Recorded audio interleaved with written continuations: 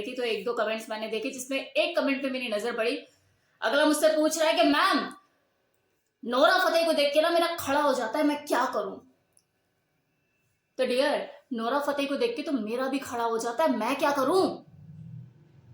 और ना मुझे कई बार हंसी आती है कि किस तरह से आप अपनी अंदर की बातें भी दिल खोल के कमेंट सेक्शन में लिख देते हो ना, कि मेरे को ऐसा हो जाता है, वैसा हो जाता है। आई थिंक आप अपनी गर्लफ्रेंड के साथ भी इतना फ्रेंकली चीजों को नहीं बोल पाते होंगे, है ना? इसे ही कहते हैं केमिस्ट्री। अब ये ना कमेंट डिलीट मत कर देना ये सोच के कि यार रिया मैम ने मेरी पोल पट्टी खोल दी। यूट्यूब फैमिली है हमारी, एक ही परिवार का हिस्सा, जिसमें कभी किसी की टांग खींची जाती है तो कभी किसी की टांग खींची जाती है। आज आपका नंबर है, फिर कभी किसी और का नंबर होगा। चलो वीडियो की शुरुआत करते हैं। आज का टॉपिक है कि नग्न अवस्था में सोने के फायदे क्या हैं और नुकसान क्या है। मतलब कपड़े उतारकर सोने के एडवांटेज और डिसएडवांटेज आखिर क्या है। देखो, ऐसे बहुत से लोग होते होंगे जो कि कपड़े उतारकर सोने की चाहत रखते होंगे और उनकी ये चाहत पूरी भी हो जाती होगी, वो नग्न अवस्था में सालों साल से सोते आ रहे होंगे। लेकिन कुछ ऐसे भी लोग होंगे जो कि नहीं सो पाते होंगे। मन तो बड़ा करता होगा यार बदन पे एक कपड़ा ना हो, बिल्कुल रिलैक्स मोड पे हम सोएं, लेकिन नहीं हो पाता होगा किसी न किसी कारणवश। लेकिन अगर मैं इस नग्न अवस्था में सोने के फायदे और नुकसानों की बात करूं तो फायदों की लिस्ट आपको लंबी ही मिलेगी। अगर नुकसान 3 है तो फायदे आपको 4 मिलेंगे। नुकसान अगर 5 है तो फायदे 6 मिलेंगे।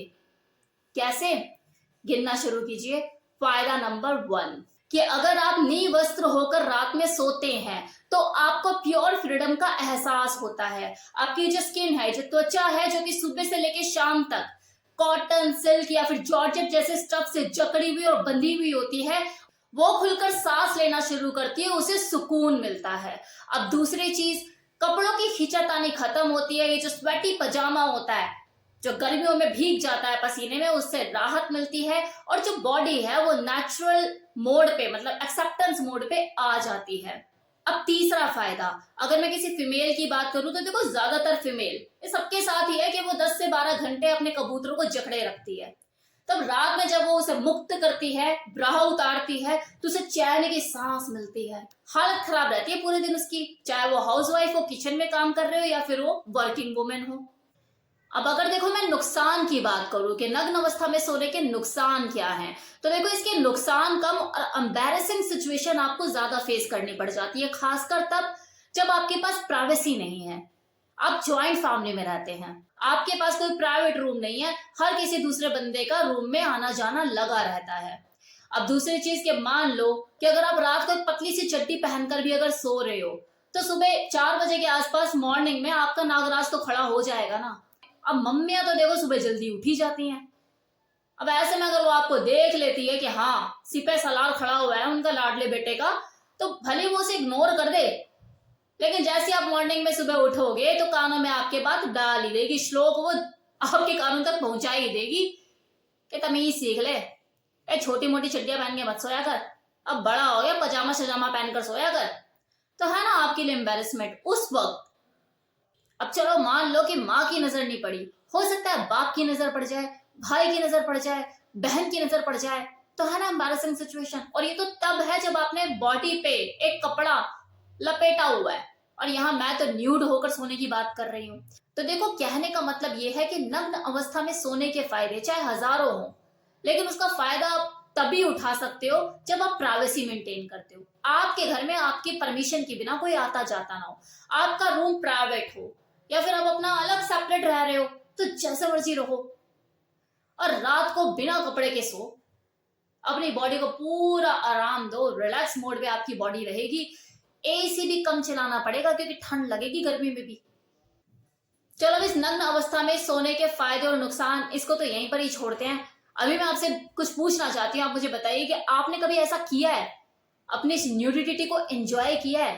क्या आपको कभी ऐसा मौका मिला हो कि घर पे कोई भी नहीं है, आप अकेले हो, या फिर चलो आप सेपरेट रहते हो और नंगे होकर शीशे के सामने खड़े हुए हो, डांस कर रहे हो, मजे कर रहे हो, अपनी स्किन को देख रहे हो, एंजॉय कर रहे हो, प्लेजर फील कर रहे हो कि हाँ आज मैं एकदम न्यूड हूं, कोई नहीं मुझे देखने वाला, मैं ही मैं हूं बस, और खुद पर आपको प्यार आ रहा हो, अपने स्किन को खुद से टच कर रहे हो और खुद को टच करते हुए आई लव यू बोला हो, दूसरे को तो बोलते फिरते हो, कभी खुद को बोला है I really love my self, I love my skin?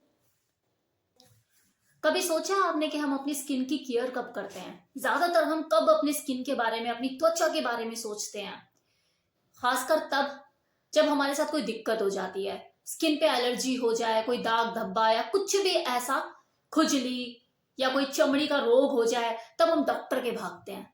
और जब वो डॉक्टर बोलता है कि अपनी स्किन की केयर करो, ये दाग खाज खुजली या कुछ भी ऐसी कोई बीमारी है स्किन से रिलेटेड, दवाई देता है, मलहम देता है, ये भी बोलता है कि यार धूप लगाओ, ऐसे करो वैसे करो, करने के लिए बोलता है ना, तब आप 4 लोगों को अपनी वो दाद खुजली वाली जो स्किन होती है वो एक्सपोज करते हुए कि कोई देखता है तो छुपाते भी नहीं हो कि हाँ ये हो रखा है, मुझे दिक्कत हो रखी है।